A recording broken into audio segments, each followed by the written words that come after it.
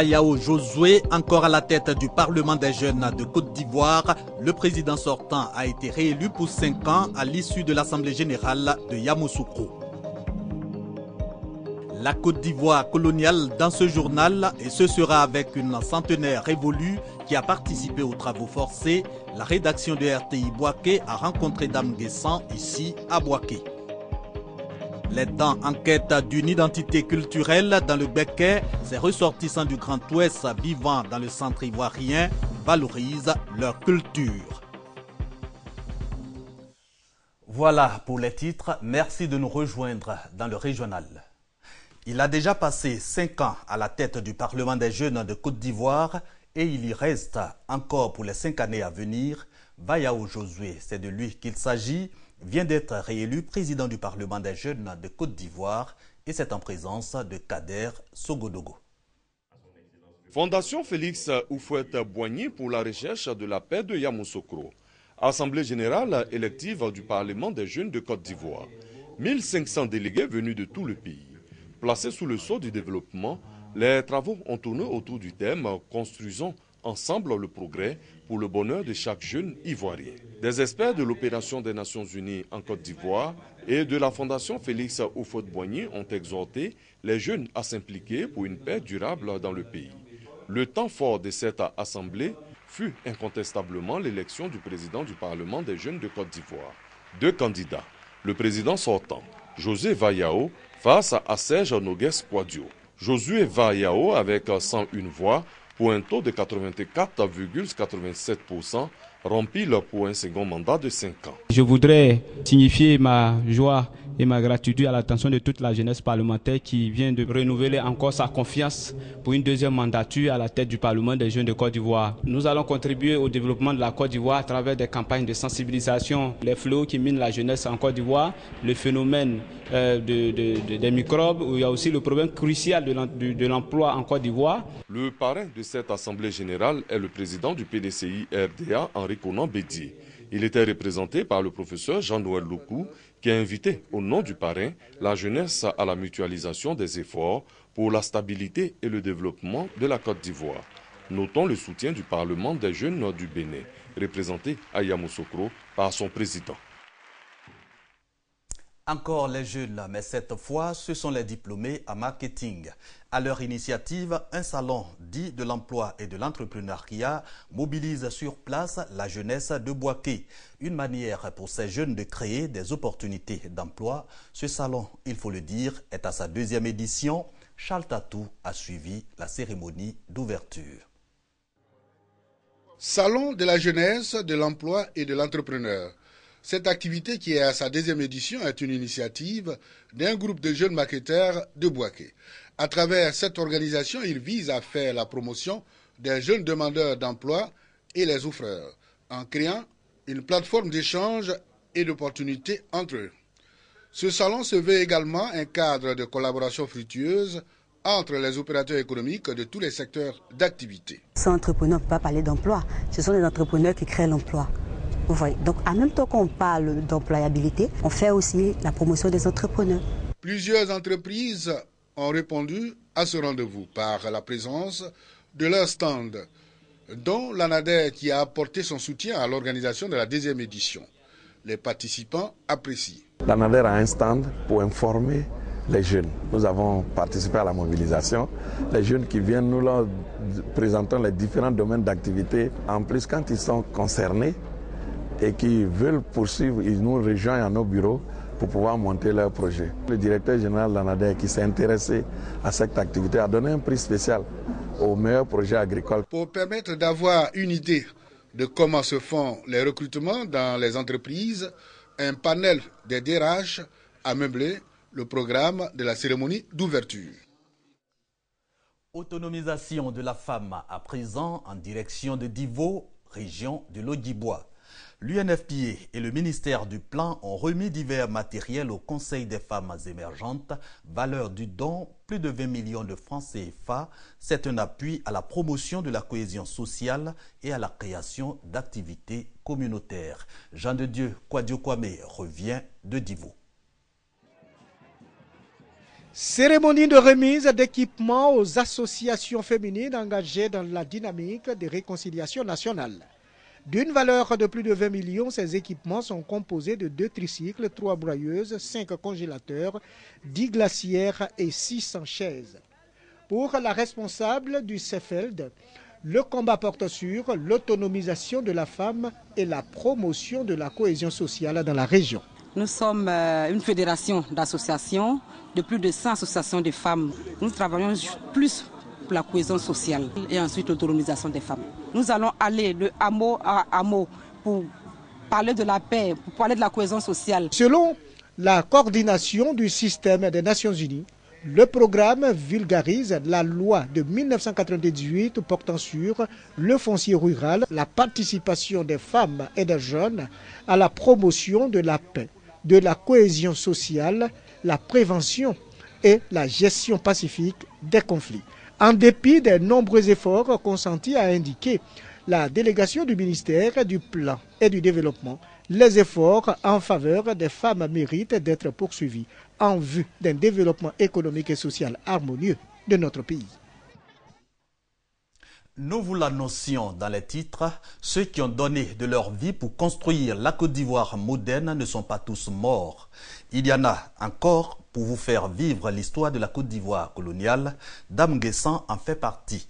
Le siècle révolu, elle a participé aux travaux forcés, découverte de la centenaire révolue avec Soro Corona et Kwadio Kwame.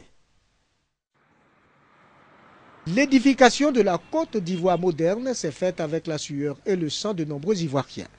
Des années précoloniales aux années coloniales, ces personnes qui ont façonné le visage de la Côte d'Ivoire n'existent pratiquement plus. Dame Kwadio Nguessan fait partie de ces libérateurs. Née dans son village de Broukro, à la fin des années 1800, Kwadio Nguessan est toujours en vie. Elle n'a rien perdu de son verbe et de sa vue. C'est à l'aide d'un tabouret que Kwadio Nguessan se déplace. Cette centenaire a participé à la construction du tronçon du chemin de fer à Beauville-Azaguier entre 1905 et 1907. Elle a également pris part à la création du champ de cotonnier de Béoumi et de la création de la route de Thiébissou-Bouaké. C'est après le 10 avril 1946, date de l'abolition du travail forcé en Côte d'Ivoire par Feu Félix Houphouët-Boigny, que Dame Kwadio Nguessan regagne Broukro, son village natal. Cette longévité, elle la doit à sa crainte et à sa foi en l'Éternel. Elle a participé aux travaux d'Azaguier. Les hommes coupaient les billes et elles étaient chargées de les transporter sur les rails. Qu'elle conseille les enfants de prier Dieu. Même si Kwadio Nguessan n'a pas connu la joie de l'enfantement, elle bénéficie de l'affection des petits-fils de ses sœurs et frères. Ces derniers souhaitent une décoration pour Kwadio Nguessan. Ma maman a près de 90 ans. Elle a porté mon père qui a épousé ma mère. Une décoration serait bien pour elle. Une reconnaissance nationale qui couronnera sa participation à la construction de la Côte d'Ivoire moderne. Direction Nidieka, une sous-préfecture dans le département de Niakara-Madougou. Logement, école, centre de santé, en tout cas, les commodités pour l'épanouissement des populations sont offertes par l'ADENI. L'ADENI, il faut le retenir, c'est l'Association pour le développement de Nidieka. C'est donc une mutuelle de développement très active, selon Kader Sogodogo. Ne pas tout attendre de l'État.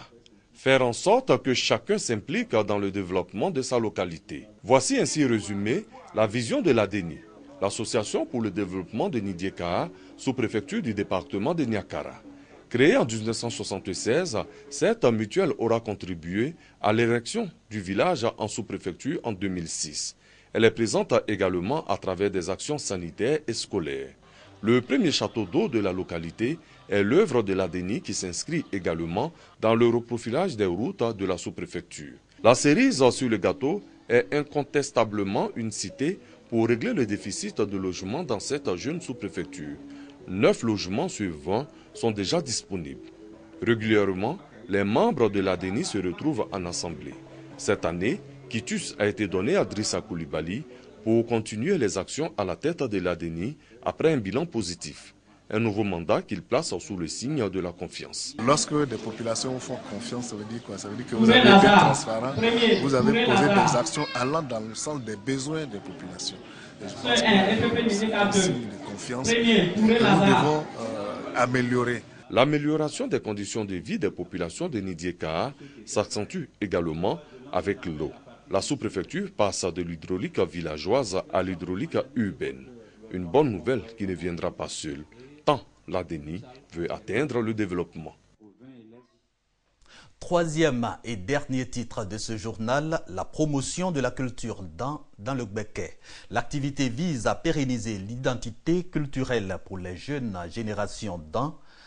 Mieux, il s'agit pour ces peuples de l'Ouest ivoirien de favoriser le brassage entre eux et leurs hôtes baoulés de la région de Gbeke. Les détails avec Hassan Khan et Kader Sogodogo. La culture, c'est ce qui nous reste lorsqu'on a tout perdu, dit l'adage. Un adage que les ressortissants vivant dans la région de Gbeke ont fait sien à travers la promotion de la culture dans la région.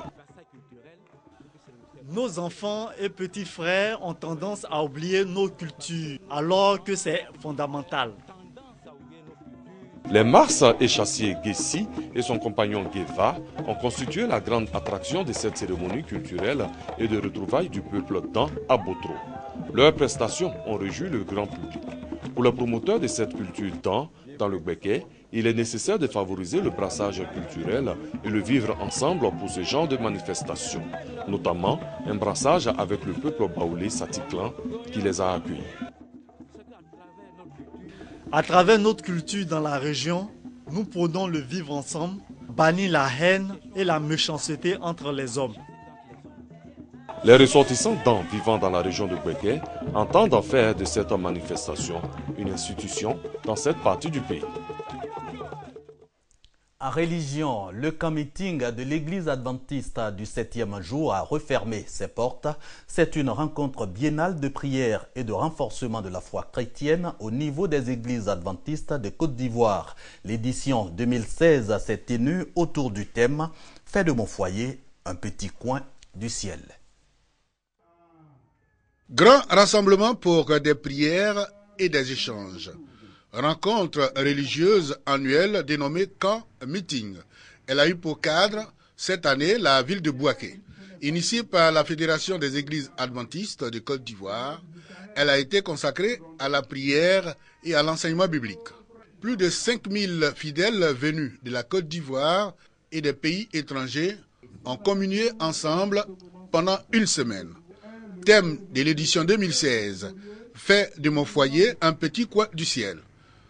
Un thème qui, selon les initiateurs, incite à la protection de la famille, socle de la société. Quand on se retrouve, alors on partage les difficultés, les peines, les expériences, s'encourage que je ne suis pas seul à vivre dans ces difficultés. Le message que je donne au peuple de Dieu, c'est de faire confiance à la parole de Dieu. Cette parole créatrice, cette parole qui a la capacité de les recréer. Avec le message que nous avons reçu avec Pasteur William, quelles que soient les difficultés que nous allons traverser, très bientôt notre Seigneur et Sauveur Jésus-Christ va revenir. Les guides religieux exhortent donc les fidèles chrétiens à la préservation des acquis du camp meeting. Le prochain rassemblement est prévu pour 2018. Fin de ce régional. Merci de votre fidélité à la chaîne de la Nouvelle Vision.